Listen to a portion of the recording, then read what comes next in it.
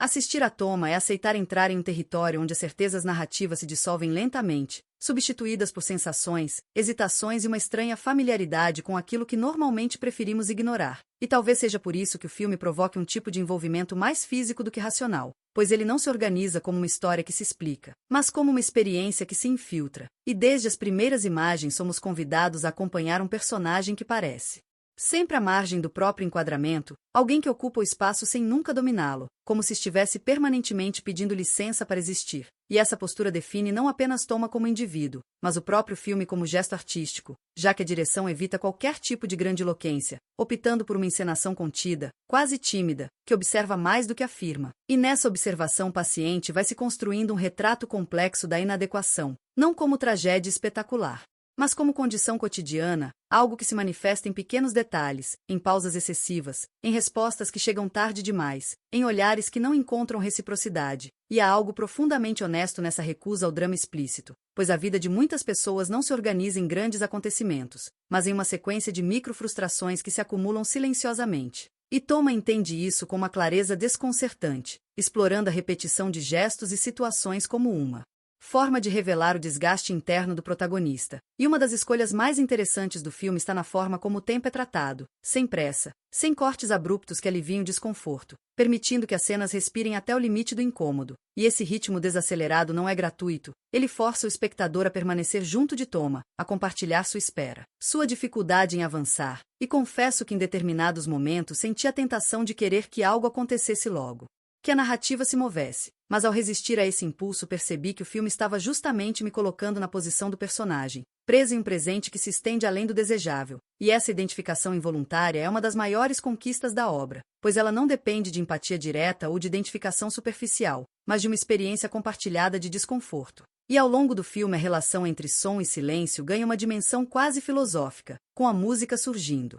não como guia emocional tradicional, mas como contraponto, às vezes invadindo momentos íntimos, às vezes ausente quando se espera algum tipo de apoio sensorial, criando uma tensão constante entre o que se sente e o que se ouve. E esse jogo sonoro reforça a ideia de que o silêncio em Toma nunca é vazio, ele é carregado de significados, de pensamentos não formulados, de desejos contidos. E há uma cena em particular em que o protagonista permanece imóvel, enquanto o ambiente ao redor continua em movimento, pessoas passam, sons se acumulam, mas ele parece suspenso, como se estivesse fora de sincronia com o mundo. E essa imagem simples sintetiza com precisão o sentimento central do filme, a sensação de estar presente e ausente ao mesmo tempo, algo que muitos de nós já experimentamos em algum momento da vida, seja em ambientes profissionais, familiares ou afetivos. E ao trazer essa experiência para o centro da narrativa, o filme se aproxima de um comentário social mais amplo, ainda que nunca explicitado, sobre uma sociedade que valoriza a performance constante, a adaptação rápida e a comunicação eficiente,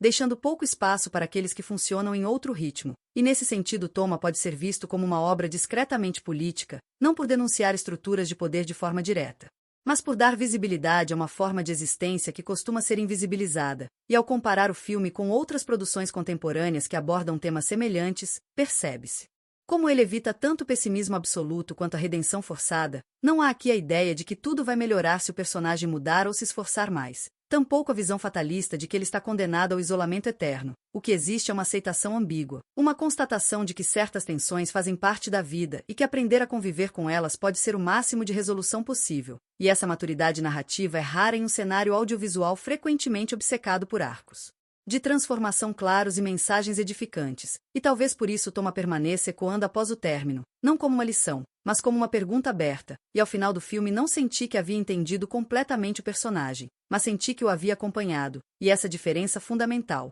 pois compreender implica fechar, enquanto acompanhar implica continuar. E Toma continua dentro de nós como uma presença discreta, um lembrete de que nem todo silêncio precisa ser preenchido, nem todo canto precisa ser aplaudido para ter valor. E o título Quando o Silêncio Aprende a Cantar reflete justamente essa ideia, a de que existe uma musicalidade própria naquilo que não se encaixa, uma beleza estranha naquilo que resiste à clareza imediata. E ao reconhecer isso o filme nos convida a olhar com mais atenção para as zonas cinzentas da experiência humana, aquelas onde não há respostas fáceis, mas onde talvez resida uma verdade mais profunda. E se ao sair da sessão você se sentir Levemente deslocado, um pouco mais atento aos sons ao seu redor, um pouco mais tolerante com as pausas alheias e as suas próprias. Então Toma terá cumprido seu papel não como entretenimento descartável, mas como encontro, e em tempos de narrativas cada vez mais aceleradas e explicativas, essa capacidade de permanecer em silêncio e ainda assim dizer tanto é, por si só, um gesto de rara coragem artística.